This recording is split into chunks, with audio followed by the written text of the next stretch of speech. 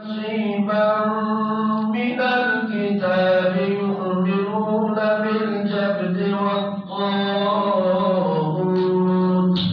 ويقولون للذين كفروا هؤلاء أهدى من الذين آمنوا سبيلا. يا أيها الذين آمنوا أطيعوا الله وأطيعوا الرسول وأولي الأمر منكم فإن تنازعتم في شيء فردوه إلى الله والرسول إن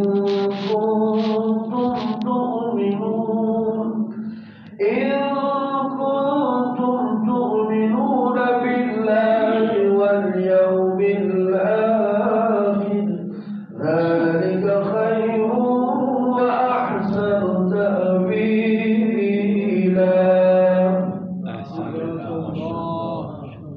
بلندتر صلوات. اللهم صل على محمد.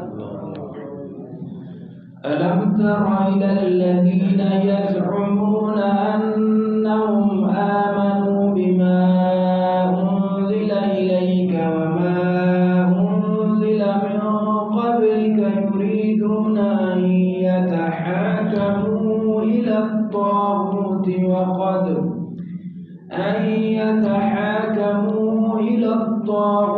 وقد أمروا أن يكفروا به ويريد الشيطان أن يضلهم ضلالا بعيدا.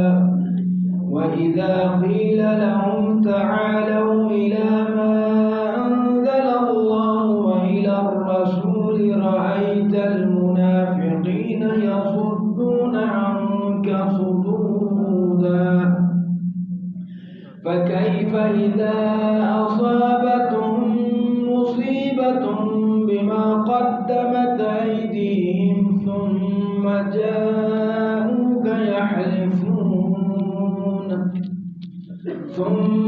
جاءوك يحلفون بالله إن أردنا إلا إحسانا وتوفيقا.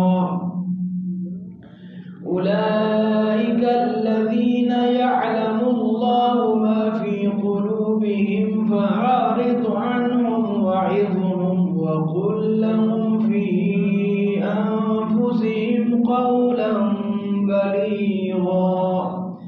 وما أرسلنا من رسول إلا ليطاع بإذن الله ولو أنهم إذ ظلموا أنفسهم جاءوك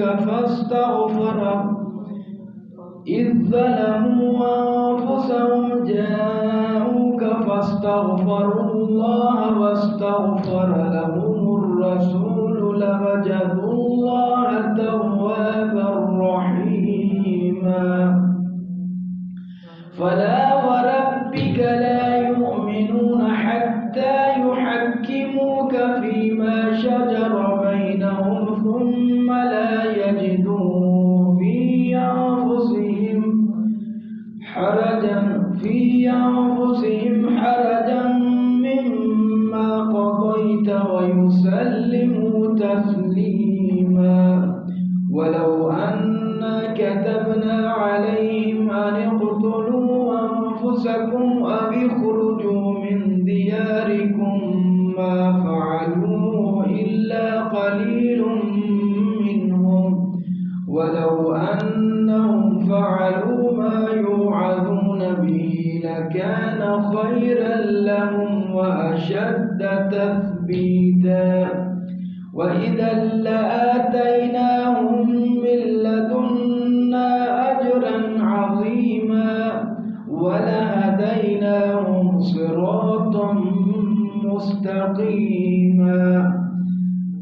ومن يطع الله والرسول فأولئك مع الذين أنعم الله عليهم النبيين والصديقين والشهداء والصالحين وحسن أولئك رفيقا ذلك الفضل من الله وكفى بالله عليما